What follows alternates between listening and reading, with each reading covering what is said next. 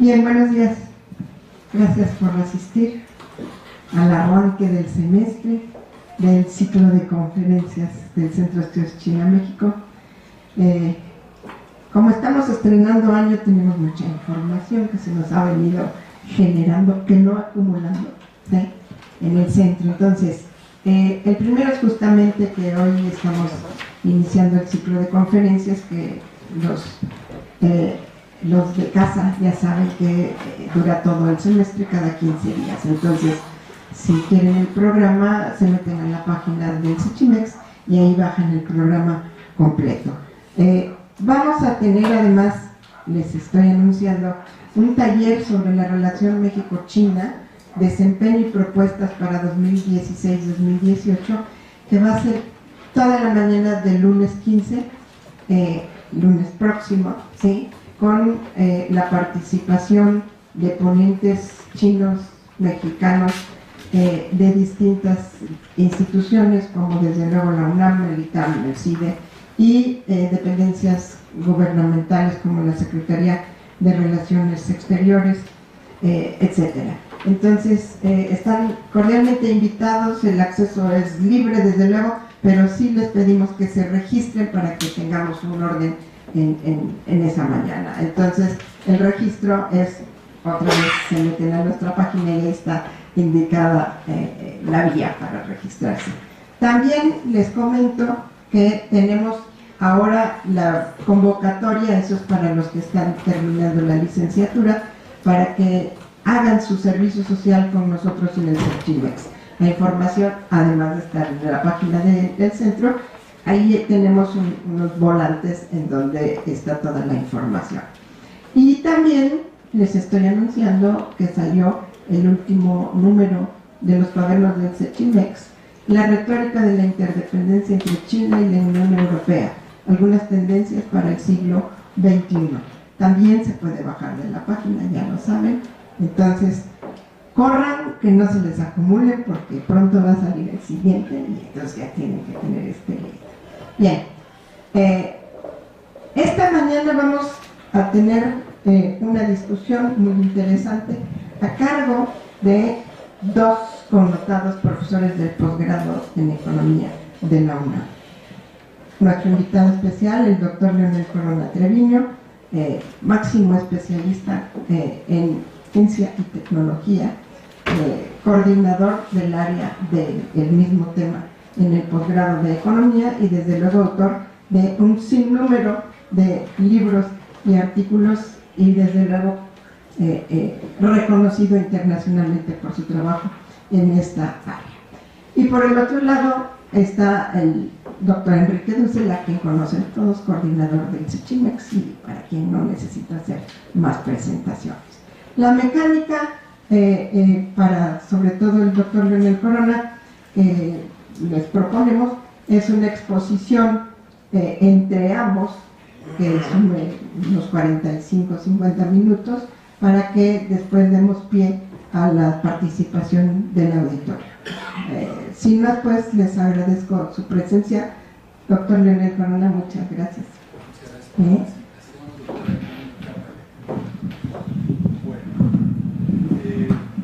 buenos días a todos y de nuevo muchas gracias por su presencia. Yo destacaría solo de este taller para el 15 de febrero, va a ser en 10 días. Los invito mucho, ¿no?, a participar. Ahí la intención es de lograr una discusión, un debate, yo les diría bastante de coyuntura sexenal, ¿no?, con un grupo de funcionarios, empresarios, académicos, y sobre un análisis en términos de qué se ha hecho en este sexenio vis-a-vis China y qué es lo que se puede hacer en el corto plazo, en el mediano plazo, en lo que queda de este sexenio, con un grupo realmente interesante e importante de personalidades. Yolanda señaló algunos, y yo destacaría también al director de Banobras, relevante en todo este debate de la relación con China en los últimos años, artífice también de esta discusión y ley aprobada ya sobre zonas económicas especiales, y es un realmente bastante corto taller, uno sobre la relación estratégica política, con 4 o 5 analistas, y después la relación estratégica económica con gente de economía y un grupo de organismos empresariales.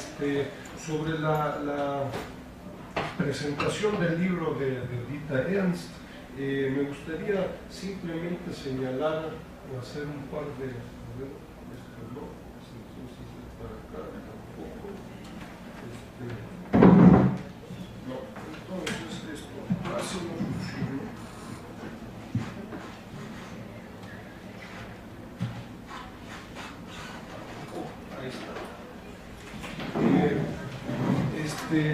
Me gustaría poner en su contexto el libro de Dita Ernst.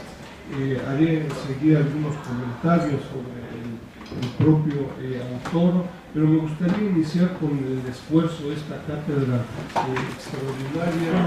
Yo les recuerdo, esta se creó en 2013 como un esfuerzo entre esta empresa Agenda Asia y la Facultad de Economía de la UNAM, ¿no? Yo destaco mucho el esfuerzo de esta empresa. Es una empresa realmente pequeña, y yo lo diría en términos positivos. No es una Bimbo, no es una Gruma, no es Aeroméxico, no es Grupo Q, no es ninguna de estas grandes empresas que tienen enormes intereses en China y en donde, de nuevo, en términos positivos, uno esperaría que en el corto y mediano plazo, en fin, hicieran un esfuerzo para la comprensión más puntual de China, y donde el esfuerzo del Sechimex desde hace 10 años, pues es remar juntos, ¿no? Es decir, de hacer un esfuerzo con el sector público, con el sector empresarial y con otros sectores académicos del ITAM, Colegio de México, gente de Colima, del COLEF, etc., ¿no? Entonces, de nuevo reitero y destaco mucho el esfuerzo financiero, económico. A final de cuentas las cosas cuestan, ¿no? De una pequeña empresa, de nuevo, si hubiera 10 Agenda Asias, la discusión y el nivel del conocimiento sobre China en México y en América Latina sería otro, ¿no? Poniéndolo en positivo, ojalá que estos otros grupos, que son mucho más relevantes en términos de poder financiero, etcétera, y con una presencia importante en China, ojalá que tomaran esto como una invitación. Yo les recuerdo, esta cátedra se creó en un principio con un plazo de 5 años, vamos a empezar ahora en el 2016, en el tercer año. No hay muchos otros esfuerzos en América Latina de empresas al respecto, y muy relevante también es la participación ahí de un comité de selección para invitar a una persona que se considere relevante y que pueda hacer un aporte sobre el conocimiento de China en México, ¿no? Yo les recuerdo, en el 2014 participó Anne Stevenson Young, se publicó un libro al respecto también. Es una consultora que lleva 30 años viviendo en China, y recordarán algunos de ustedes, digo, acá está su libro también, en fin, un análisis muy crítico de China, ¿no? Que por ahí en algunos lugares nos llevó ahí a algunas discusiones, ¿no? Yo les recuerdo el resultado, o este libro, el resultado de la asistencia de Dita Ernst durante casi 3 semanas en febrero del año pasado. Dio un grupo de conferencias, hubo un grupo de actividades también con estudiantes, con el sector público y el sector empresarial, y uno de los resultados de sus actividades y de esta cátedra es justamente este libro titulado Global Production Networks, The Case of China. en inglés, ¿no? El libro tiene 6 artículos, acá están los respectivos títulos de los 6 artículos en el libro, y yo les recuerdo, Dieter Ernst, en fin, es un alemán que vive en Estados Unidos desde hace varias décadas, es probablemente uno de los más conocidos académicos que ha trabajado con las Naciones Unidas en múltiples comisiones y grupos del Departamento de Comercio en Estados Unidos, en el Senado de Estados Unidos.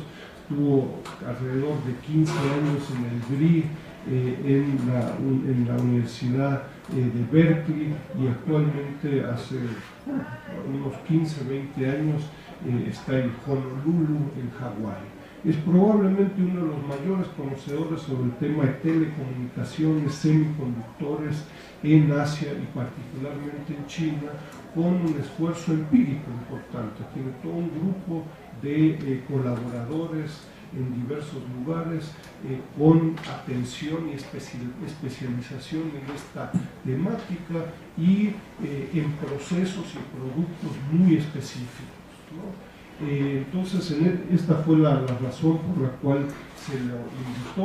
Nos pareció resultado de este comité de selección de que era una persona que podía ofrecer un análisis interesante, relevante, un aporte sobre un esfuerzo de China en este ámbito, telecomunicaciones y semiconductores, y de ahí es que se obtuvieron estos 6 documentos, la mayoría ya publicados en diferentes working papers, y en algunos casos se actualizaron algunos, ¿no?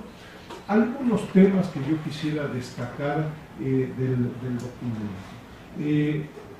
Dieter Ernst es el padre, la madre, si ustedes quieren, de este concepto de Global Production Networks, redes globales de producción. Incluye también este otro concepto de redes de innovación, Global Innovation Networks, en donde, en fin, plantea, no sé si es la mejor traducción, pero que estos flagships, es decir, estos líderes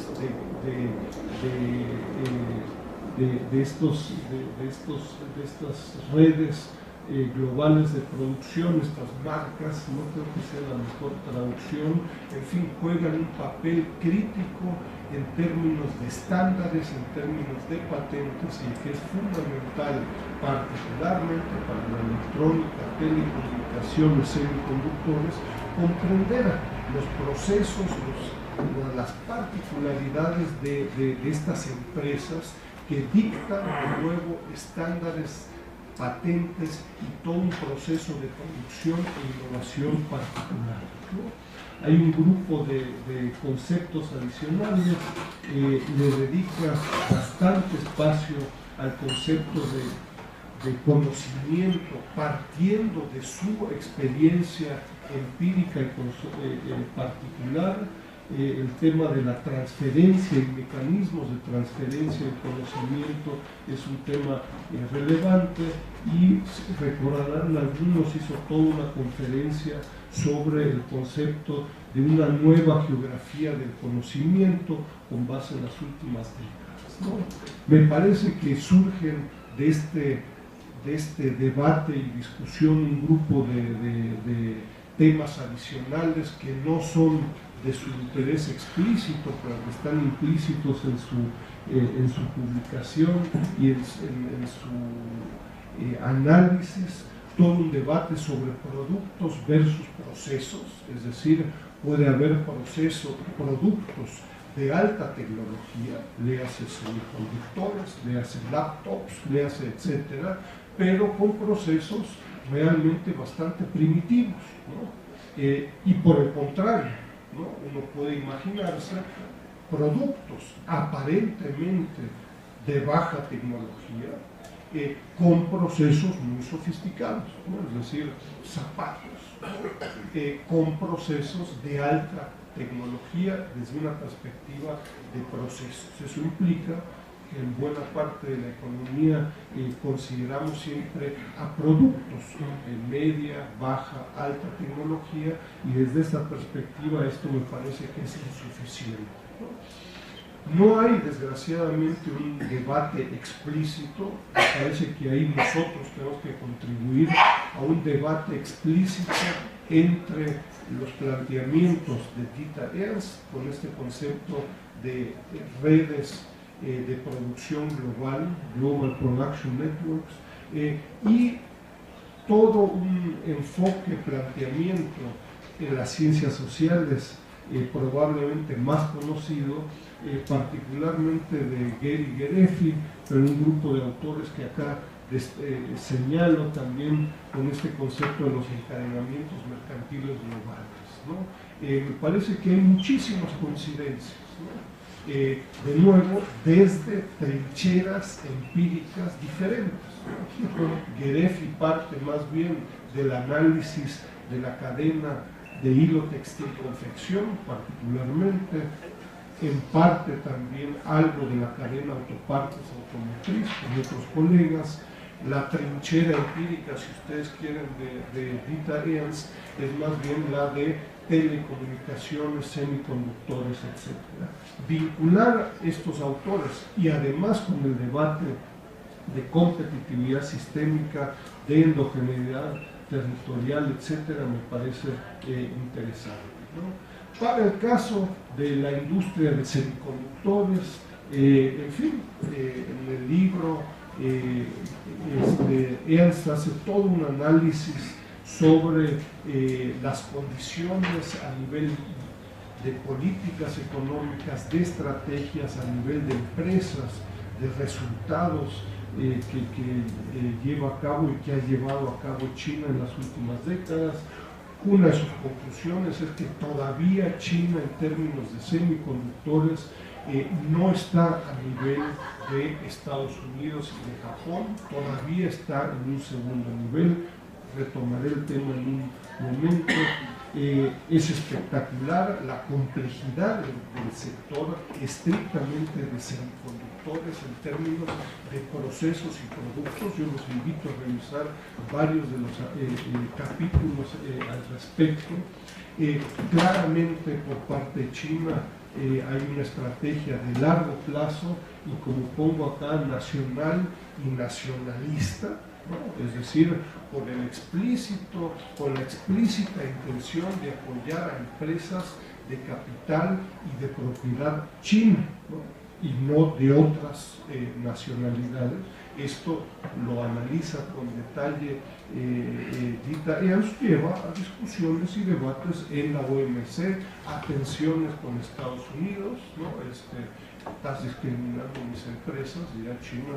Sí, efectivamente, nos vemos con los abogados que ustedes quieran en las próximas décadas, ¿no? Un grupo de empresas explícitas que han sido apoyadas en las últimas décadas y en los últimos 3, 4, 5 años, ¿no? Entonces, una enorme complejidad de instrumentos, mecanismos, fomento a un grupo de empresas en donde el sector público juega sin lugar a dudas un papel de enorme relevancia. Les recuerdo, el sector público en términos del gobierno central, de provincias, de ciudades y de municipios, ¿no?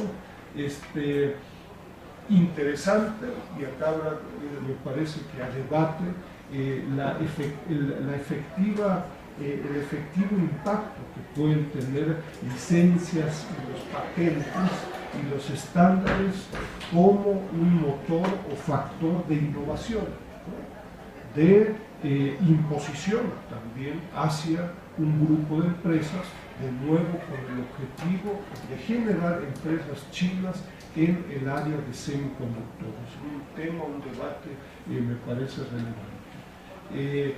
Esto lo dejo y termino simplemente señalando, justo hace un par de días en la revista The Economist, de hace un par de días, Destacan de nuevo el caso de la industria de los semiconductores y yo diría simplemente llama la atención en el marco de América Latina y de México, tan de moda y en boga que está el tema de la política industrial, ¿no? Lo que nos refleja es no solo la complejidad institucional de estrategias, mecanismos, políticas específicas, claro, lo que se requiere son financiamiento, ¿no? Lo que se está planteando acá, y esto ya lo aborda Dieter Ernst en su libro, pero es que en los últimos 15 años China está buscando, no está buscando, sino que ha comprometido recursos de 100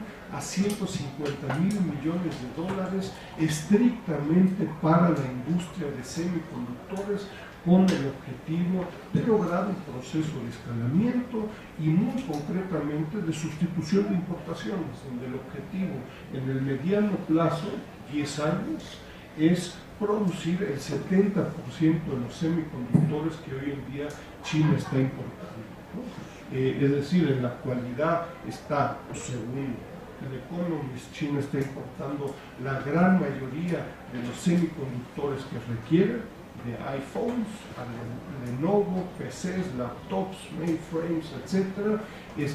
Y la intención es sustituir estas importaciones en un 70% en un sector de nuevo extremadamente dinámico. Y para ello, yo con eso termino, destacaría de nuevo el vínculo que muchas veces en el sector académico, hélice, debates y cooperaciones entre el sector público, el sector académico, el sector privado, y destacaría un caso muy concreto, ¿no? Este Tsinghua Group, que es una empresa que surgió de la Universidad de Tsinghua, es una de las 2-3 universidades más importantes en China, más especializada en términos de ingeniería, uno pudiera decir una especie de politécnico, ¿no? Un poli, ¿no? Claro, uno diría con el detalle de que tiene una capacidad de financiamiento espectacular, ¿no? Se está debatiendo en estos días si esta Tsinghua Group tiene capacidad, no de capacidad, sino si se acepta la compra de una empresa estadounidense, Micron, por 23 mil millones de dólares, ¿no? Entonces, lo que refleja es, en fin, una triple hélice, uno diría aumentada, y con una capacidad activa de financiamiento, de integración de procesos vinculada a una estrategia de corto, mediano y largo plazo por parte del sector privado. Con ello termino. De nuevo yo invito a revisar el documento está acá, pero también lo pueden bajar sin costo alguno del portal del CECHIMEX. Muchas gracias.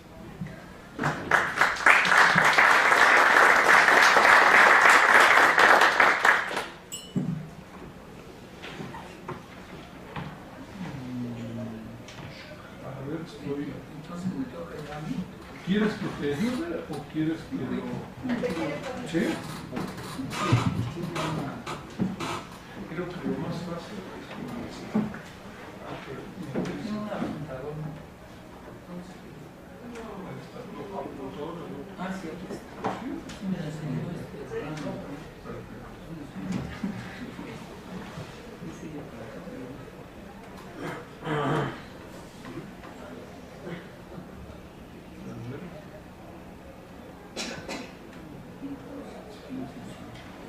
Bueno, muchísimas gracias. Considero un honor la invitación para participar en este foro del CECHIMEX, donde el conocimiento de China y de las relaciones México-China son muy importantes en distintas dimensiones. Nosotros trabajamos con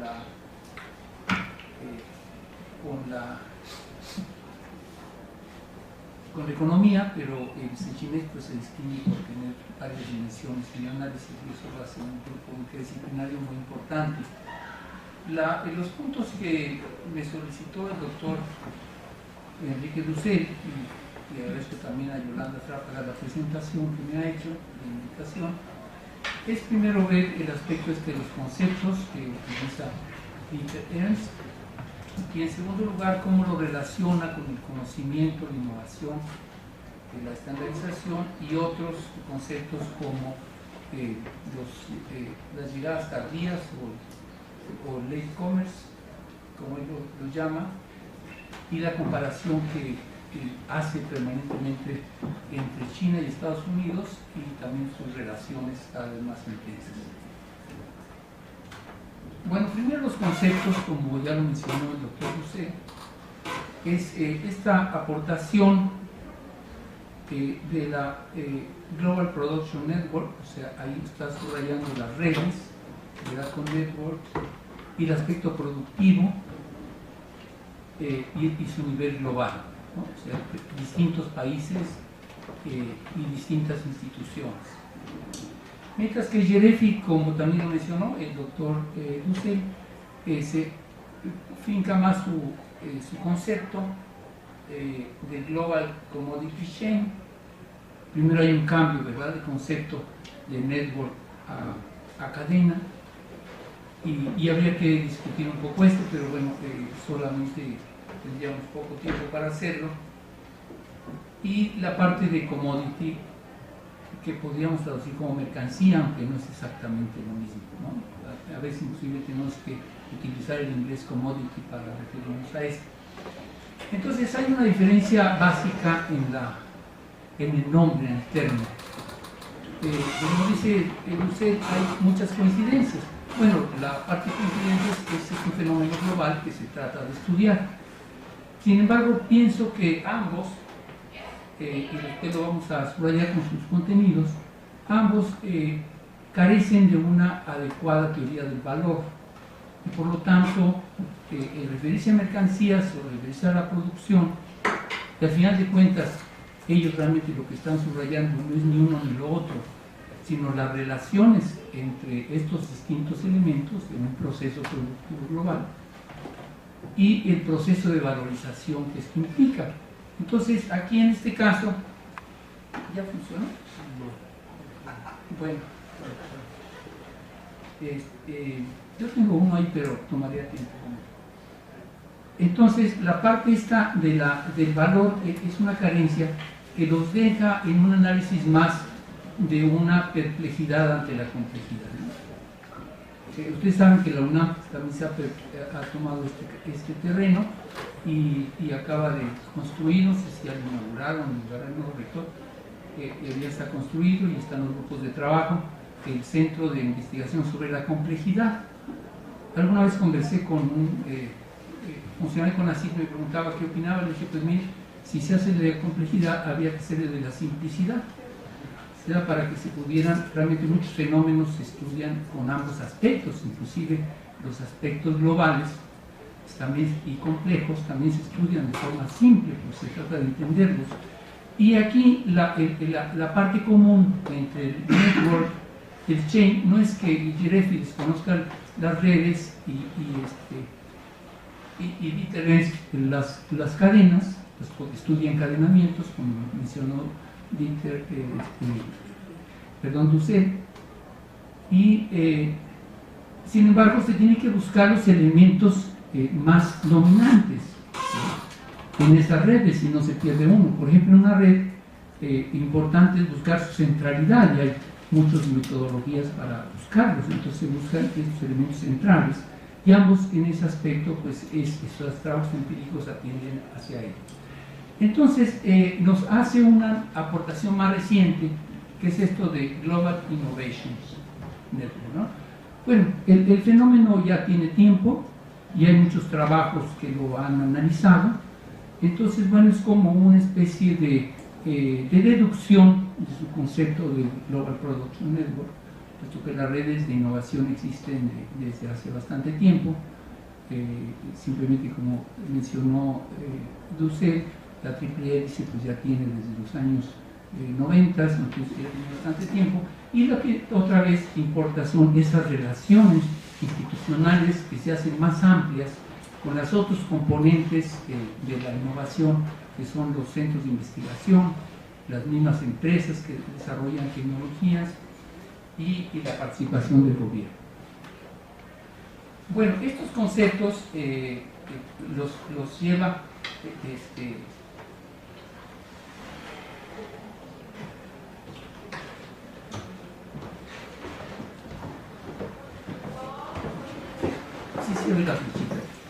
lo lleva Jeremy a llamarles también Global Value Chain, y ahí toma un poco la teoría del valor de Porter, pero que al final de cuentas no es más que una teoría de diferenciación de precios, de tal suerte que no hay estos tres, agregando a Porter, no hay una teoría adecuada del valor para comprender, ni existe actualmente para comprender los fenómenos globales en el mundo. Bueno, esto lo lleva a otros aspectos, a Jeremy, y aquí es donde está su definición, ¿verdad?, de Global Production Networks. Y lo dejé en inglés para evitar algún error de traducción que no fuera adecuado. Por eso lo tomé directamente de su libro que estamos comentando. Y entonces, claro, subraya la parte esta de complejidad, como se ve aquí, y también la de capital intensivo. O sea, se está buscando nuevamente elementos de gobernanza, aunque no lo utilice esa palabra, más que hasta el final la utiliza más directamente con la parte de innovación, y se establece un aspecto de integración y jerárquico, ¿verdad?, de distintos planos de los participantes. Es una situación de relaciones, de integración y de relaciones, y de la parte de importancia de las líderes de marcas, ¿verdad?, que mencionó también Dussel, y los contratos de manufacturas en esto, ¿no? Y aquí, por otro lado, de las aplicaciones en la automotriz, toma estas diferenciaciones, en donde simplemente también es una jerarquía del tier, que se llama comúnmente, cualquier persona que trabaja en el sector automotriz las conoce, si son proveedores de primero, segundo o tercer nivel, ¿no? Esto es básicamente lo que se está buscando, porque tienen pues relaciones muy diferentes en todos estos aspectos, ¿no?, dependiendo de ese nivel. Entonces, bueno, aquí lo toma también. Y luego está la parte de que esto pues tiene que pasar por el mercado, ¿verdad? Estas redes, de tal suerte que no se puede ignorar esta parte de las commodities, y sobre todo el nuevo papel que está tomando la innovación y el conocimiento en estas redes globales de producción. Entra a muchos aspectos muy específicos de análisis, tanto de los conceptos estos de capacidad absortiva, de absorción, absorptive capacity, de absorción, en donde pues se distingue mucho China por haber tenido una alta capacidad para esto, ¿no?, que no depende solamente de capacidades de talentos o de ingenieros bien formados, por ejemplo aquí en México, sino de una serie de condiciones institucionales que permite que la absorción se lleve a cabo. Esto es lo que es muy importante. Yo ahora no voy a subrayar mucho esto, pero creo que el trabajo de Dussel nos permite detectar fenómenos que en nuestro país no están iluminados o pasan de noche, y que sería muy conveniente también tomar en cuenta. Entonces, aquí hay lo puse aquí en rojo porque hay una parte en donde dice que estas redes globales de producción es una innovación de organización. Bueno, expertos del área de administrativa verían que ya hay una reorganización productiva, ¿no? Lo que pasa es que aquí queda una duda, porque si estas redes globales de innovación, ¿a qué nivel son innovaciones intencionales? O bien son un proceso de desarrollo lento, productivo, en donde las distintas reglas del juego del capitalismo va estructurando estos movimientos de capital hacia China, hacia México, qué participación dejan a unos países y cuáles a otros. Muchas gracias. Era él. Estaba apagado. El color que nos faltaba. Muy bien, gracias. Bueno, estas son las, voy a pasar muy rápido, las definiciones que hace Yerefi, y lo pongo mucho en relación porque yo pienso que aquí esta cuestión de buscar la paternidad quizás sea un problema genético de nuestras generaciones académicas, pero la verdad que no implican realmente más que poder tener la habilidad de caracterizar un fenómeno, ¿no? Entonces, bueno, aquí están otra vez esto de las cadenas, en donde se subraya las industrias. Esto lo subraya mucho Dieter Ernst y también Enrique Dussel en sus trabajos, la diferenciación tan fuerte que hay, por ejemplo, el comparar ahora le digo una palabra que pareció novedosa, ¿verdad? Las trincheras, dijo, ¿no? Las trincheras para Yerefi eran la cadena textil, y la de Dieter Ernst la cadena de telecomunicaciones y semiconductores, ¿no? Es decir, donde se hace el trabajo empírico, porque claro, estas cosas no se pueden inventar nada más, sino que se tienen que probar de forma empírica para que tengan sentido. Y bueno, y otra vez aquí la cadena de valor, donde lo que subraya es un rango de actividades, o sea, estamos a nivel de la superficie, o sea, no se toman muchos otros conceptos importantes, como por ejemplo la transferencia de valor. ¿Por qué en nuestro país se queda tan poco valor económico, aunque se participe de forma muy intensa en industria aeronáutica o en industria, sobre todo automotriz? Entonces, bueno, ese es un problema. Estas son la caracterización que hace Yerefi, y la pongo ahí no para profundizarla, sino para mostrar que también pues está viendo redes, ¿verdad? O sea, que hay redes, se puede hacer más complejo, pero sobre todo lo que está buscando es la gobernanza. Y creo que este es un concepto que también está utilizando Ernst, pero de manera implícita, no explícita. Y luego hay un problema pues de control de la cadena. Entonces, ¿cómo se puede tener control de la cadena? ¿Por qué se puede tener control desde el diseño? Si hablamos, por ejemplo, de la industria textil, el caso de los tenis, alguien debe traer aquí tenis, no tenemos tenis quizás hoy, pero los tenis Nike, ¿verdad?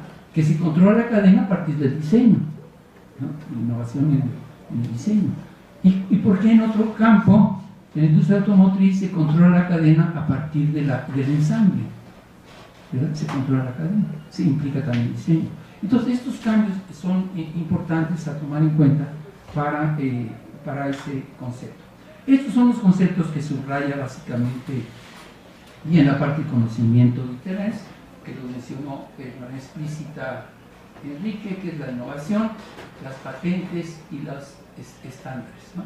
Y los estándares. Le da subraya mucho en dos trabajos y en otros también, pero explícitamente en dos de ellos la parte de la estandarización, y esto nos lleva más a la dimensión política, porque los estándares implica una capacidad de control.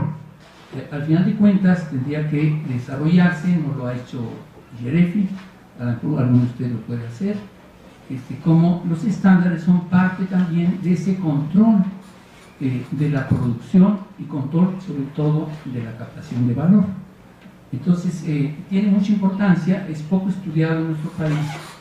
Aquí lo único que hacemos generalmente es simplemente llamarle la norma mexicana, no, porque teníamos ese derecho de poner el nombre, y lo que se hace es que se traduce al español o al mexicano la norma que está en el contexto internacional, en el contexto nacional.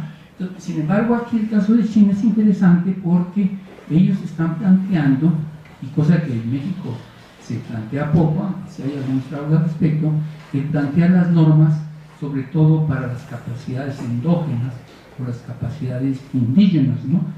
Que utilizan esta palabra las capacidades locales, ¿no?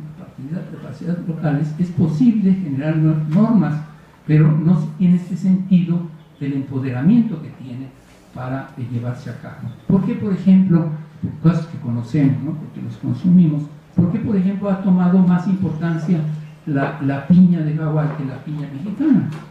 La piña mexicana es más sabrosa, es más grande, sin embargo cada vez las hacemos más chiquitas porque las piñas que controlan la norma vienen de Hawái y se controla de esa manera un mercado, ¿verdad? De la parte del mercado. Entonces es un ejemplo solamente para ver que sí, el enfocar la estandarización es un aspecto muy importante. Bueno, aquí por un lado Internet nos dice que los Estados Unidos están con un modelo donde estos elementos se generan básicamente por el mercado y que en China estos elementos, sin perder que hay mercado, desde luego, se controlan básicamente desde las políticas de gobierno, ¿no? Hay un contraste importante entre esos dos comportamientos de China y México. Esto se hace desde luego a partir de instituciones específicas, por ejemplo, en las patentes es muy conocida la USPTO, la Organización de Patentes de Estados Unidos, que es muy importante para los análisis estadísticos. Esta es una cualidad que hay que subrayar para los estudios, ¿no? El manejo estadístico de estas patentes es de muy alta calidad en Estados Unidos, y en China es el SAC, que es la oficina también de las patentes de la República China. Perdón, el SAC, perdón, me equivoqué. El SAC es para los estándares, es el Standard Administration of China, la Commission of China, Commission of China, este SAC. Y por otro lado, de las patentes se llama CIPO aquí, bueno, pues son nombres nada más de las patentes. Yo realmente estuve en China hace mucho tiempo, cuando empezaba el despegue chino, y me llamó la atención el tamaño del edificio de patentes que estaban construyendo. Y dije, pero ¿para qué tiene un edificio tan grande? Bueno, pues ellos tenían una visión realmente de largo plazo, ¿verdad? Ahora debe ser más grande todavía. Y bueno, la innovación depende de muchas instituciones muy variadas, ¿no? Que ya se vamos a ver ahora. Pero lo que hay aquí es, al subrayar esto, en este modelo, pues se dice, bueno, es que estos elementos están más en el área privada, en el área de las relaciones de los agentes privados, y las estándares están más en el área pública, porque claro, ahí participa también el área pública. Y bueno, lo que sucede aquí en esto, que es otros elementos que le falta subrayar a ambos autores, pues en especial a Dieter, él maneja mucho el concepto de conflicto y de cooperación, que efectivamente son expresiones de fuerzas contrarias, pero lo que ocurre realmente es una serie de contradicciones entre ambos, ¿no? Que después lo vamos a ver de manera más específica. Bueno, después él organiza, y aquí creo que es una aportación importante de Dieter, organiza a los agentes productivos en 4 tipos distintos. El primero que es de la industria de exportación, en donde domina más o menos, según los datos, ahí decía como el 58% de las exportaciones vienen de las grandes empresas chinas, muchas de ellas de propiedad china. Entonces es un dominio muy fuerte de esto, de tal suerte que este dominio se refleja de alguna manera en el otro conjunto, pero se analizan políticas también para la industria local, ¿no? Y donde estarían precisamente las empresas estatales, ¿no?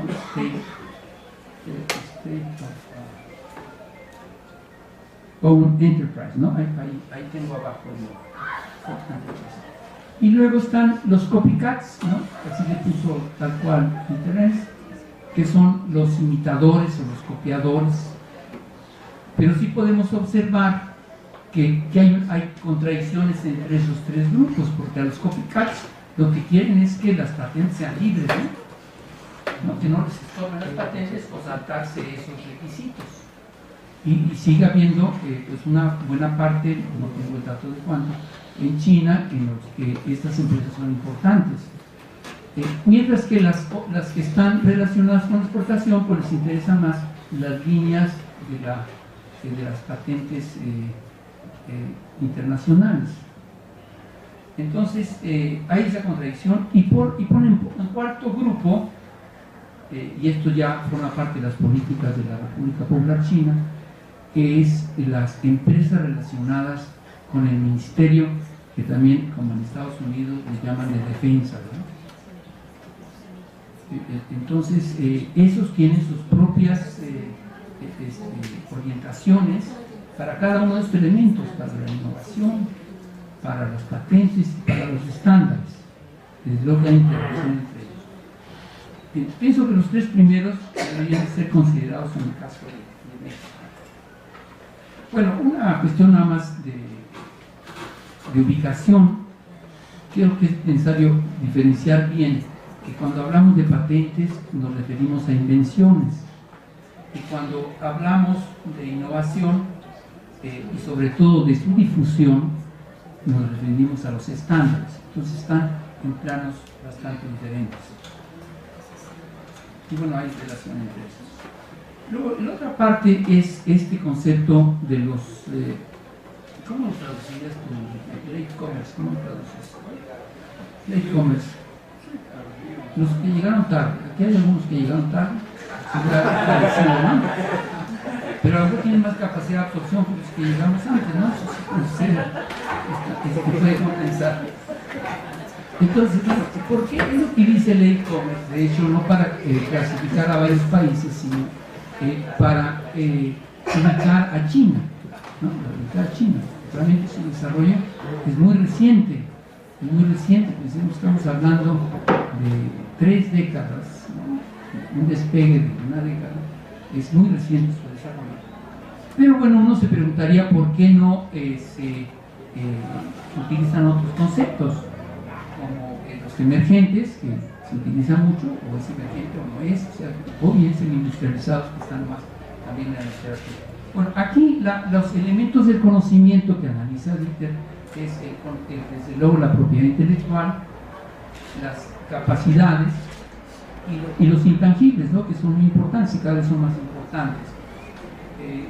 Y habla desde luego de los empresas de servicios de apoyo. Entonces aquí están la parte esta de la absorción, la innovación y los estándares, ¿no? Subraya permanentemente. Entonces, los estándares están muy relacionados con los esquemas de regulación públicas. De tal suerte que este es un aspecto importante, pero que desde el punto de vista económico es necesario ver cómo se controlan las rentas. Por ejemplo, en telecomunicaciones, apenas en este siglo hubo una lucha en telecomunicaciones por si el estándar era el europeo o era el americano, porque luego está la interconexión, intercontrabilidad. Aquí si traemos un aparato europeo no lo podemos conectar si no tenemos una parte, y son cosas muy sencillas, pero eso está relacionado no porque no se les ocurra mejorarlo, sino un aspecto de control. Entonces, las redes implican transacciones y ahí considero que hace falta más análisis de esta teoría de redes, ¿no? para el trabajo que hace diferencia. Y desde luego está la parte de la participación de los clientes, los consumidores que cada vez más participan, sobre todo a través de los servicios, en los nuevos aspectos de la publicación. Bueno, dice, para que tenga éxito un e-commerce, no dice China, pero sí lo quiere generalizar, es importante resolver una serie de barreras y una serie de elementos de la estandarización. Por ejemplo, cómo se dirige el mercado, ¿no? A partir de qué aspectos. Y ahí puede haber una coordinación del gobierno. Está subrayando mucho este mismo esquema que vimos de la participación del gobierno en la política china respecto a Estados Unidos, y la defiende, precisamente la defiende como un país tardío, de llegada tardía, ¿no? Entonces, que es necesario pues esa participación más del gobierno, pero que hay una fase de transición en la que cada vez más va a seguir participando el mercado, inclusive en este tipo de elementos, ¿no? Bueno, hay una parte de las capacidades, lo amplio de la innovación y para, bueno, son cosas un poco ya más técnicas, quizás tengo que checar un poco el tiempo, pero hay un elemento general en esta parte políticas que no parece muy explícito todavía, ¿no? Porque pues, su último trabajo es del 2014, vamos a ver, los que están en el libro, y es esta contradicción general ya en la parte global, que es el Tratado Transpacífico, versus el que está en donde no está China, versus el que le llama RCEP, que es un tratado, un acuerdo o una asociación regional comprensiva económica, en donde sí está China. Entonces aquí realmente estamos en este momento ante el escenario del conflicto de dos organizaciones que no sabemos cómo van a evolucionar. Pero no es curioso que Estados Unidos haya dicho que China no estuviera. No es una casualidad, no es que se le pasó el alfabeto, sino que es un problema de lucha, ¿verdad? Bueno, para finalizar, algunos puntos generales. Primero, esta necesidad de desarrollar más teoría respecto a los procesos de valorización, puesto que las teorías sobre el valor son confusas y se refieren más a intercambios directos de mercancías o aspectos técnicos de la producción. Segundo, que habría que ver si este elemento de las redes globales de producción implica una innovación intencional, o hasta qué punto es esto, en relación a una evolución espontánea en el sentido de reglas del mercado. Aquí pongo este concepto porque estas redes globales, cada vez que un economista entra a estudiarlas, se sorprende al nivel de organización, ¿verdad?, que hay, el nivel de organización mundial, ¿verdad?, de detalles, de estándares, de complicaciones, porque son miles de partes que entran, por ejemplo, un automóvil que viene de distintas partes del mundo. Es decir, ¿cómo se puede organizar esto? Parece que hay entonces, dice Blanca Borja, parece que hay una mente invisible, ¿verdad?, que los organiza, pero es el resultado de una serie de operaciones que se llevan a cabo. Bueno, respecto a los intereses de investigación china, es en general las propuestas que hace Interens, como el de e-commerce, y esta parte de la confrontación versus cooperación, porque tiene varios elementos en sus conclusiones en donde propone la necesidad de una mayor cooperación con los Estados Unidos, seguramente se está dando. Sin embargo, parecería que la parte dominante es la confrontación, según mi punto de vista. Entonces, más bien para saltar este problema de la confrontación, creo que el análisis de contradicciones es clave, ¿verdad? El análisis de contradicciones, ¿verdad?, es clave para la investigación sobre China, para muchos países, pero en especial para el caso de China. ¿Cuáles son las contradicciones más importantes? Algunas nos las dice Dieter Ernst. Nos dice lo nacional versus lo regional. Por ejemplo, habla de una estandarización nacional, está también la mundial, pero luego menciona, pero hay estas provincias, entre las cuales creo que se encuentra la que mencionó ahorita, no está, es Shanghái, Beijing, Hsinchu, Shenzhen, Shandong, Guangzhou, están siguiendo sus propias alternativas de estandarización, o sea que hay una fuerza interna económica muy poderosa para que se lo haga, ¿no? La otra es estos elementos que habíamos visto, los llama stakeholders, entre la industria de exportación, las capacidades locales, la ingeniería en reversa, ¿verdad?, que es esta de los copycat que mencioné, ¿no?, y que continúa, y los objetivos militares, ¿no?, entre esos cuatro hay una contradicción muy fuerte.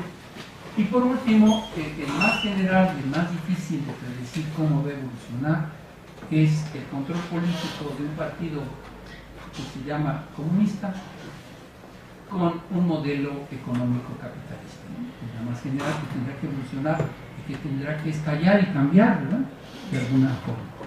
Bueno, pues esos son los puntos que ya tenemos. Muchas gracias.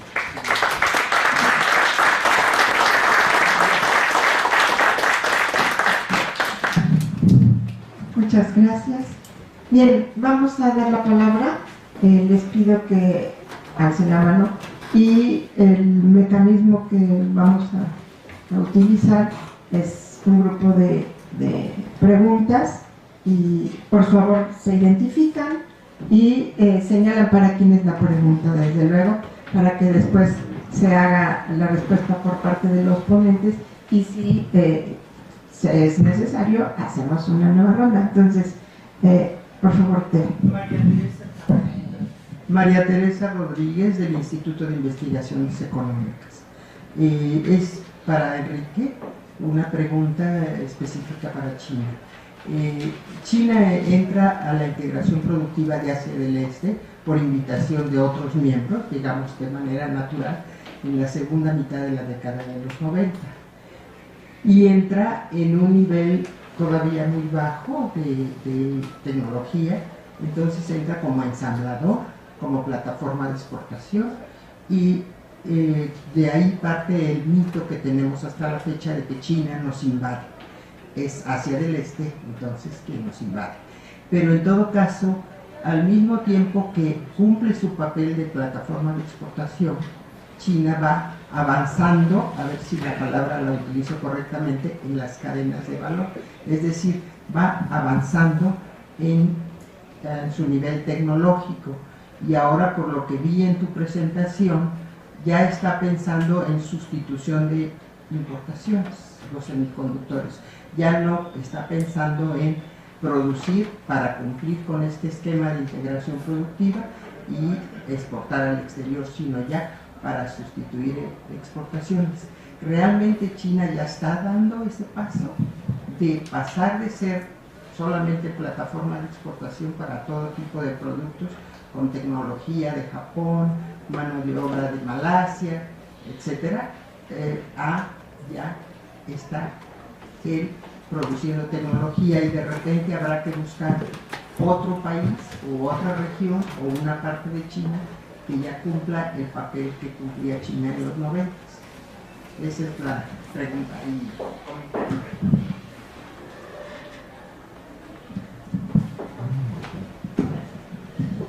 Buenos días, felicidades a ambos expositores, Enrique y Leonel Corona.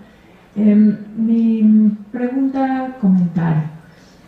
Esta diferenciación que se hace entre redes globales de producción y las otras aportaciones de Jelefin sobre cadenas de valor global, comentaba el doctor Corona que es interesante como profundizar en ello, me parece que hace falta, digamos, ¿no? En el caso de las redes a partir del estudio que hace Ernst en el caso chino, se ve justamente esta parte de cómo la política, los instrumentos de política, ciertas instituciones contribuyen justamente a dar ese salto en el caso de China, de un país, como comentaba aquí la maestra Teresa, respecto a una producción de bajo nivel, digamos, interno de desarrollo tecnológico, a dar un salto, ¿verdad?, hacia un nivel de desarrollo endógeno, de innovación endógena, y generando pues una política de estándares, ¿no?, para difundir el conocimiento. Entonces, la pregunta va en el sentido de qué experiencias podrían, y a la luz de este taller que están convocando, qué experiencias podría aprender México respecto a lo que está haciendo China para, siendo un país de poco desarrollo tecnológico, poderse incorporar a otros procesos de innovación. Eso para el caso de Enrique, para el caso de Leonel, es que en esta perspectiva teórica hace mucho hincapié en esta necesidad de desarrollar o profundizar en una teoría del valor, que ahorita, digamos, como en esta nueva fase del capitalismo está como en ciernes, ¿no? Por dónde poder avanzar en esta nueva conceptualización de la teoría del valor. ¿Se puede identificar? Sí, Lourdes Marquina, de la Universidad Autónoma de la Ciudad de México, y colaboro con el doctor Corona en el Seminario de Economía y Administración de Ciencia y la Tecnología.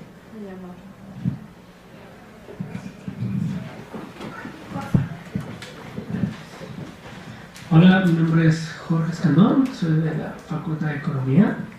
Mi pregunta es para el doctor Dussel. Menciona que China ya tiene un vistazo hacia innovar en semiconductores, en tecnología, en patentes sobre este tema, ¿no? Ya que Japón ha sido desde más o menos siglo una punta junto con Estados Unidos. Mi pregunta es, ¿cuál es la estrategia que va a tener China para agregarle un valor más que de proceso, sino de producto a estos nuevas tecnologías? Ya lo está haciendo con Xiaomi, con todas estas empresas, Huawei, que involucran patentes chinas directamente, pero ¿cómo lo plantea hacer en otras áreas de los semiconductores, ¿no? Microprocesadores, competencias directas dentro del mismo Asia, con Corea del Sur, que también es una punta en tecnología? Entonces mi pregunta es esa, ¿cómo planea con toda esta miles de millones en inversión, pues estar a la vanguardia y no estar en segundo lugar? Gracias.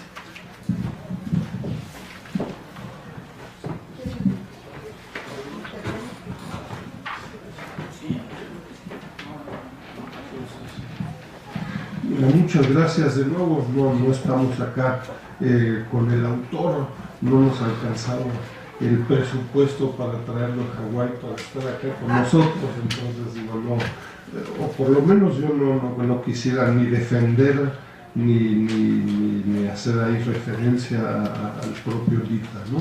Pero un par de respuestas, ¿no? A mí me parece que la experiencia de China, y si ustedes ven los análisis del Sechimex ahí en los últimos 15 años, hay un patrón repetitivo, ¿no? Cuando uno analiza la cadena hidrotextil confección, cuando uno analiza la cadena de la electrónica, cuando uno analiza la cadena autopartes automotriz y también la de los semiconductores. No hay tiempo, pero yo diría con grandes diferencias. Nos encanta poner ahí un patrón de producción asiático. No estoy seguro, ¿no? Yo veo grandes diferencias. Pero acá el tema es China, ¿no? Yo sí veo ahí un patrón de un esfuerzo. Yo los invito a revisar un par de otros documentos de esta omnipresencia del sector público, ¿no? Que compite entre sí, ¿no? Eso es lo difícil de comprender y lo fascinante en la industria de semiconductores concretamente, y así lo hemos presentado para la electrónica, para hidrotextil confección, para autopartes automotriz. Claro, no puede haber 20 apuestas y a ver cuál funciona y a ver cómo compiten, porque lo que estamos viviendo es una industria extremadamente intensiva en capital, ¿no? Entonces, si Tsinghua Group compra a esta empresa por $23 mil millones y decir, pues no funcionó, ¿no? Pues entonces vamos a dejar competir ahí a 20 y perdemos por 20 por 23 mil, pues imaginarán que no hay muchos cartuchos. Pero lo interesante, muy concretamente en semiconductores, es que hay una estrategia de corto, mediano y largo plazo, ya desde hace más de una década, donde, por cierto, Ernst es relativamente escéptico de los resultados que por el momento se hubieran logrado. No es de que, no, hombre, todo en China es color rosa y entonces China ya, la industria de semiconductores ya compite con Intel, con AMD y con otras 2 o 3 empresas. Resultado cualitativo final todavía está en un segundo nivel, ¿no? De nuevo hay otros que pues, no están en ningún nivel, ¿no? Porque no hay nada, ¿no? Entonces está todavía a un segundo nivel, escepticismos al respecto, y con, de nuevo, empresas que compiten, ¿no? Muy concretamente acá estamos hablando de este Tsinghua Group, que sale de la universidad pública, ¿no? Proyecto público, y un segundo grupo, como dicen ahí, de spin-offs y de empresas vinculados con la empresa Huawei, ¿no? Conocidos, hemos hecho muchos análisis, han estado acá en el Sechimex, etc. Entonces, dos proyectos con financiamiento público dentro de lo que además se conoce públicamente, porque lo que yo no sé mucho ahí de la industria y del Ministerio de Defensa, etcétera, pero seguramente estas empresas tienen un papel en los productos que se están desarrollando, etcétera, etcétera, y no hay coincidencias ni sorpresas, ¿no? Entonces, yo diría, en ese sentido, claro, hay un proceso de aprendizaje, de inversión en el corto, mediano y largo plazo, omnipresencia del sector público con masivo financiamiento, ¿no? Yo destaco, inicié con el tema un poco provocadoramente, no decir nombre, la política industrial nos va a sacar de, bueno, pues a ver, hagamos una propuesta sobre un tema tan de moda como la aeronáutica, ¿no? Y veamos que en semiconductores China le está metiendo en los próximos 10 años de 100 a 150 mil millones de dólares, ¿no? Tener un programita acá enfrente de Insurgente Sur por 10 millones de pesos anuales y que vamos a dividir en 5 millones de MIPYMES, está bien, yo diría, pues no tengo nada en contra de ello, ¿no? Pero estamos hablando de otra cosa, ¿no? Y ojo, la aeronáutica es claro, al menos tan intensiva en capital, depende de nuevo del segmento específico. Si ustedes revisan el documento ahí en la página 125 sobre los participantes en la cadena de valor de la industria de semiconductores, verán una enorme complejidad y una decisión de especializarse en segmentos específicos. No se trata de todo o nada, ¿no? Sino que hay una búsqueda con estas empresas, y claro, comprar una de estas empresas como Micron es una decisión de decir, vamos a integrarnos en este segmento específico, ¿no? Y sustituir 70% de las importaciones del país que hoy en día probablemente más consume semiconductores a nivel global, en 10 años no es cualquier cosa, ¿no? Entonces, de nuevo tenemos acá una escala, un proceso de escalamiento efectivo, donde, según el autor, todavía no está al nivel de lo que se consume hoy, lo que hoy es capaz de producir Intel, AMD y un par de otros, pero con un proceso donde se va achicando la diferencia tecnológica, ¿no? Experiencias para México, bueno, pues yo creo que ayer participaba en un evento y seguimos con la cantaleta que México y América Latina compiten con China en ciertos sectores, etcétera. Pues digo, acá no es Zacatepec, Barcelona, ¿no? Pues acá es Barcelona y enfrente no hay equipo, ¿no? Es decir, no hay proyecto, no hay empresas, no en México, ni en Brasil, ni en Argentina, ni en Ecuador, ¿no? Es decir, no hay un proyecto en ese sentido, punto, ¿no?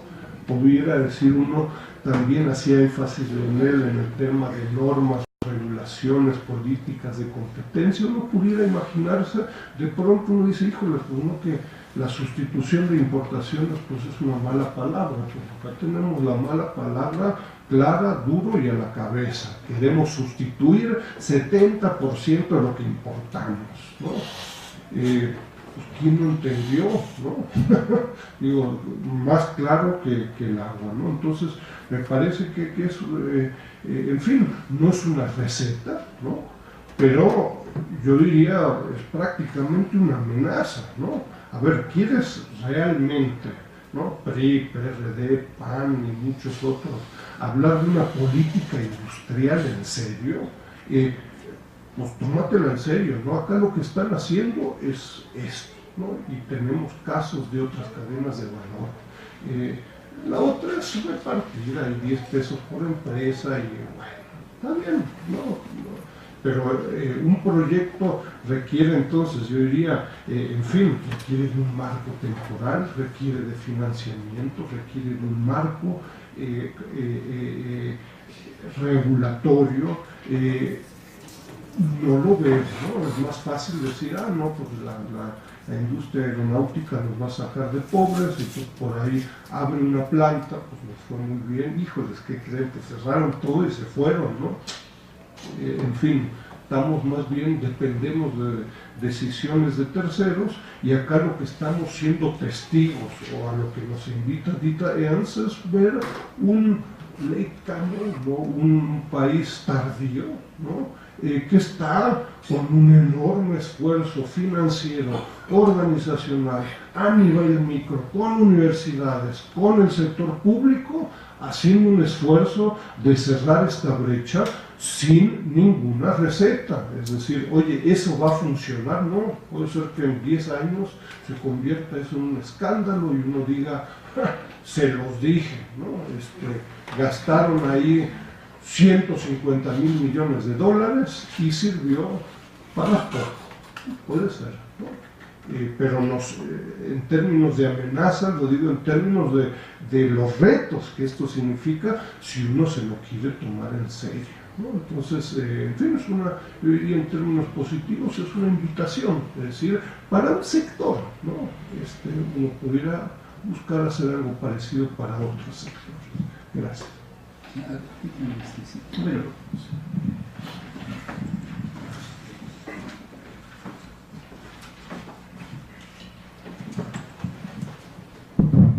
voy a continuar con este pensamiento de Enrique.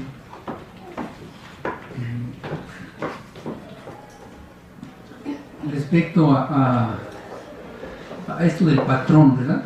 Y como de alguna manera algunas de las preguntas señalaban, Lourdes Martínez decía, bueno, ¿qué podemos aprender de estas experiencias para México? Quizás primero tendríamos que ver ese patrón, ¿no? Desde luego este patrón en donde el gobierno participaba de manera más amplia que ahora, se tuvo en México, ¿verdad? Y dentro del modelo de sustitución de importaciones. A mí me parece que la pregunta que hizo María Teresa Rodríguez, yo creo que lo dijo claramente, es un modelo diferente al de sustitución de importaciones. Es un modelo de sustitución de importaciones para exportar, o con exportación. ¿Verdad? Ellos no están pensando, tienen un gran mercado ahora, ¿verdad? Pero ellos siempre están pensando ya en el nivel global. Entonces, si van a producir chips, no lo van a producir para el consumo interno doméstico, sino también para las grandes empresas globales que están exportando. Entonces es una sustitución, habría que generar un nuevo concepto, ¿verdad? Sí, y sustitución de importaciones, porque hay claramente importación, pero con la alternativa de la globalidad, ¿no? Del mercado global. No me puedo imaginar de otra manera, ¿no? Tendría que ser así.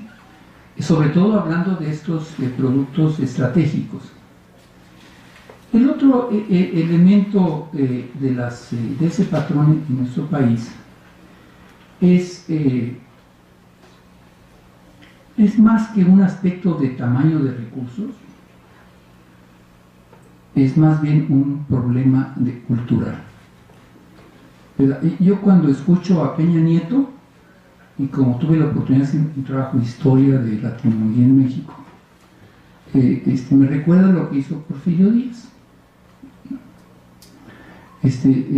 Señaló con mucha fuerza, hace 3 años, que iba a construir un tren rápido a Querétaro. También lo hizo Fox, ¿verdad? También lo dijo que lo iba a hacer. Entonces, bueno, se dice, ¿verdad? Se dice. Pero el problema es cómo se piensa hacer. El problema es cómo se piensa hacer siempre sobre la base cultural de que no hay capacidad interna. No hay capacidad interna para hacer pozos petroleros profundos en Pemex. Entonces, quebremos a Pemex y traigamos las empresas nacionales que sí tienen las capacidades, y son afirmaciones correctas. Pero si desde Fox se está anunciando ese tren, ¿qué nos cuesta desarrollar las capacidades, no? Digo, porque existen otros sectores similares, tecnológicos, capacidades tanto tecnológicas como productivas.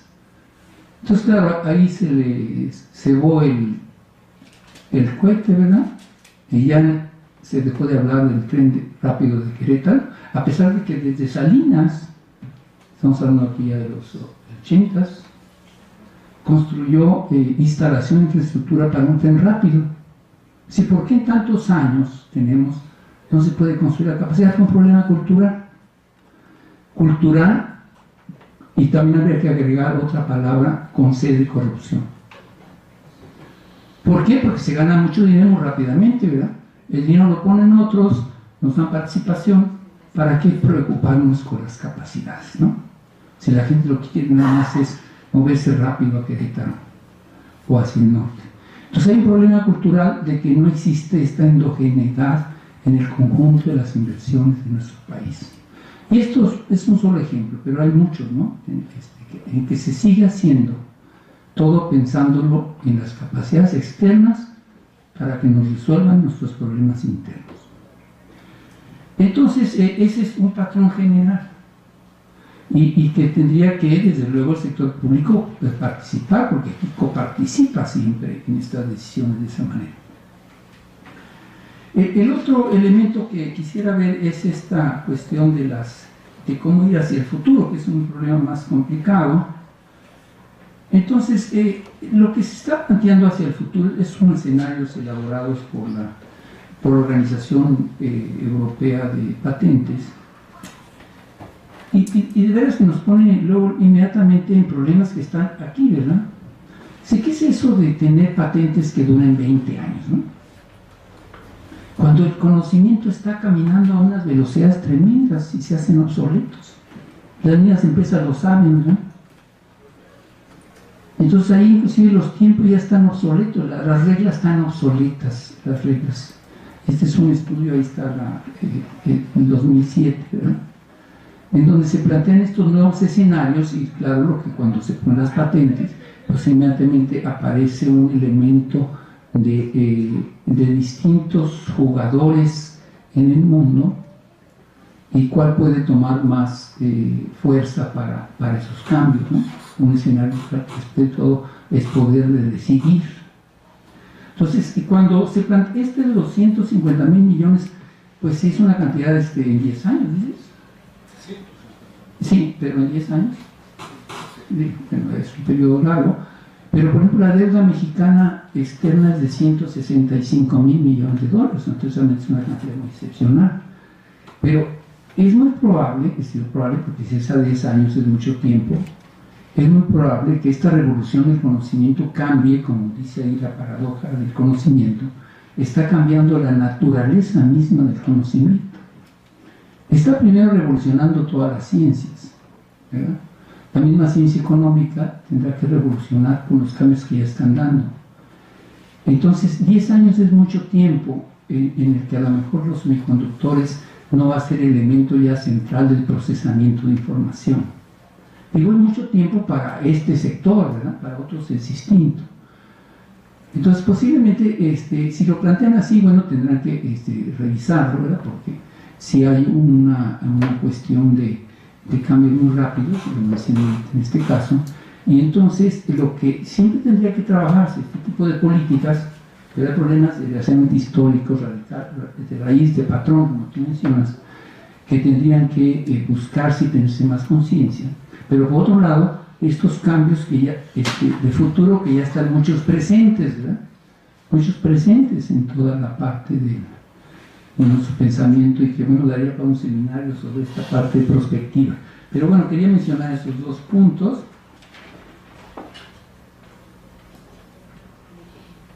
Y luego, el famoso salto. Si el salto es espectacular, ¿verdad? El salto que se ha dado es espectacular.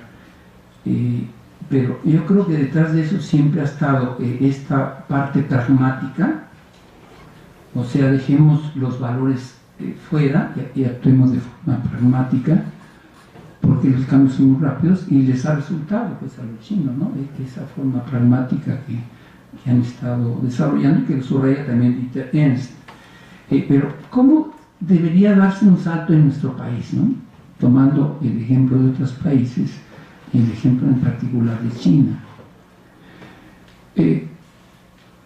Regresaría que el punto principal es este aspecto de utilizar las capacidades locales y desarrollarlas con cualquiera de los 4 casos de análisis que tendríamos que tomar en cuenta, aunque básicamente son 3 para México.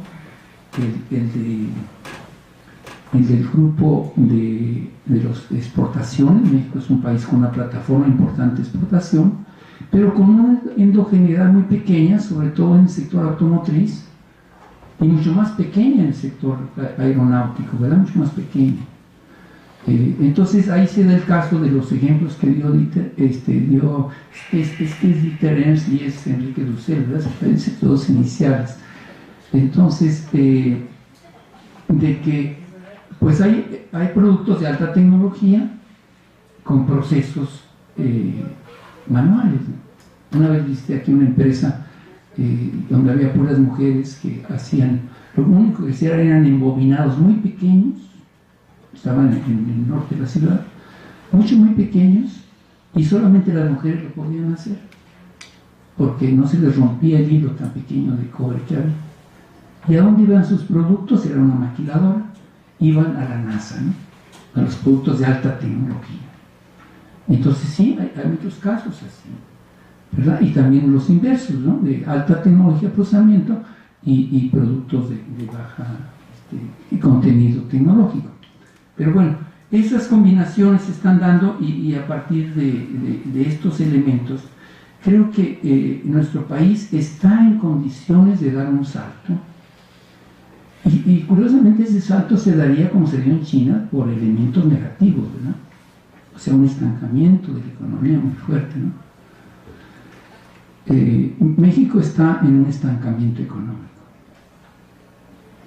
El segundo es que ha logrado tener desarrollar una capacidad de talentos humanos mucho más grande que lo que puede absorber la capacidad actual del país. En muchos sectores, en varios sectores económicos, hay más mexicanos capacitados en el exterior que adentro, porque se han tenido que ir a otras partes y han tenido mucho éxito.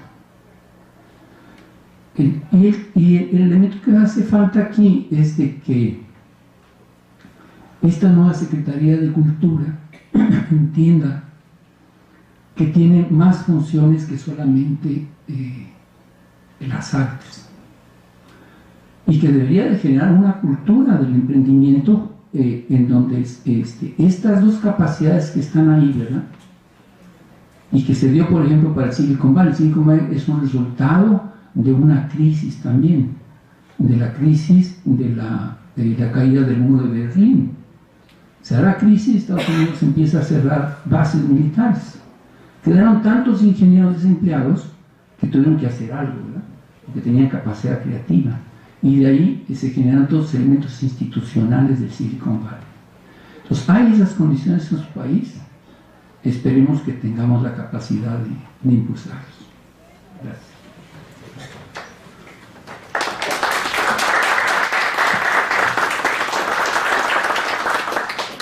Bien, ¿alguien más quiere plantear algo?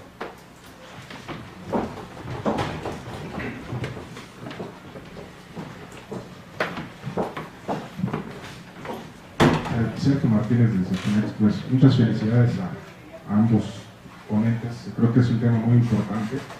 Quisiera conocer su opinión, doctor Corona, acerca del papel de los empresarios en México, porque creo que la discusión siempre en este tipo de temas, ya lo mencionaron más o menos, pareciera como que a nivel mundial esto es por generación espontánea, cuando a nivel mundial sabemos que hay un ordenamiento en las cadenas de valor, más en muchas otras cosas, Y en ese sentido tenemos siempre la visión de que si es el político, en la mañana están impulsando esta iniciativa de 3x3 para que todos vayamos a firmar, presionemos al gobierno, a los políticos a que hagan declaración patrimonial, fiscal, etcétera, de la corrupción, que es el eje central. Pero está la parte empresarial.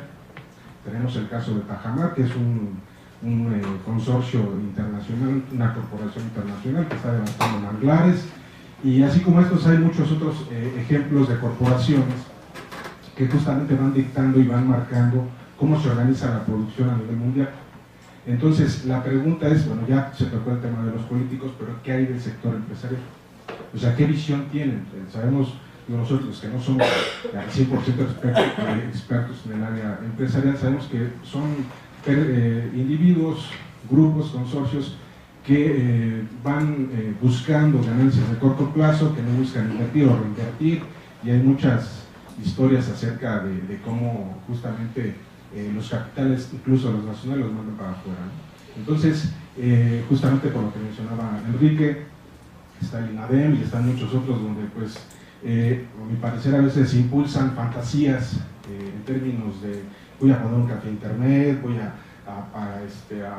impulsar una tienda de regalos, cosas así que dice, bueno, para el desarrollo del país, ese desarrollo endógeno local en el sector rural, en el sector urbano, pues como que eso no es lo que necesita el país, ¿no? Entonces, al respecto de esto, ¿qué opinión tendrían, doctor? ¿Quién sería la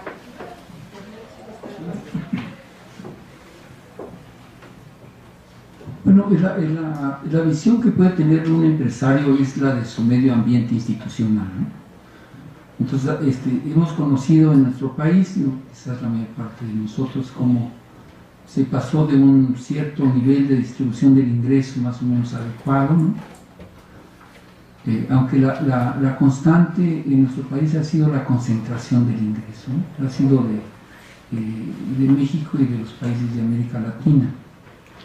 Entre Brasil y México hay poca diferencia de los niveles de Gini, ¿verdad?, de concentración de la riqueza. Pero, por ejemplo, Salinas, y además lo dijo en sus discursos públicos, dijo, es que ahora que hemos firmado el Tratado de Libre Comercio, necesitamos tener, pues, empresarios de gran tamaño para que puedan competir, ¿verdad? Pero nunca pensó en este otro aspecto de las capacidades, ¿no?, de las capacidades productivas. Y entonces tenemos lo que se llama, ¿cómo se llama esta? Bueno, se acordaron ustedes, crony economy, ¿verdad? Una economía de cuates, ¿verdad?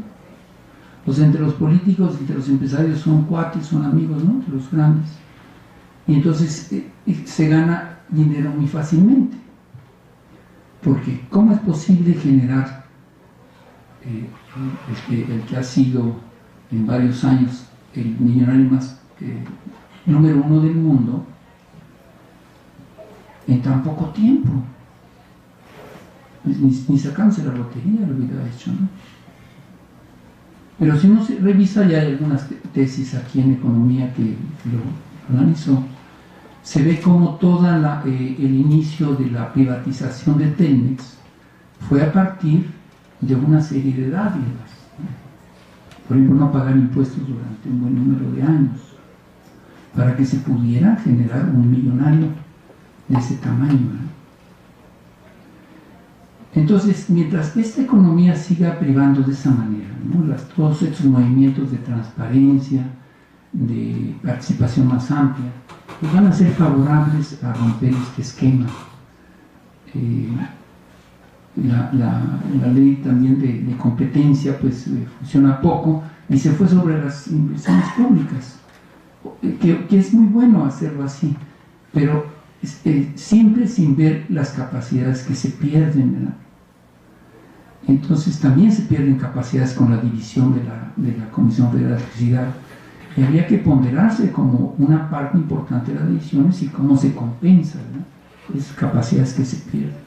Entonces hemos sido un país, desde la conquista hasta acá, de control de capacidades internas. Por ejemplo, durante la colonia, los españoles no dejaban que se sembrara el olivo.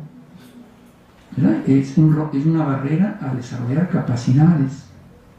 O otra vez Porfirio Díaz, que se tienen que quitar los revolucionarios el sombrero ante Porfirio Díaz porque construyó con ese esquema capitalización externa, 20.000 kilómetros de líneas férreas, y los revolucionarios construyeron 2.000, ¿verdad? Todos periodos revolucionarios, mucho más tiempo inclusive.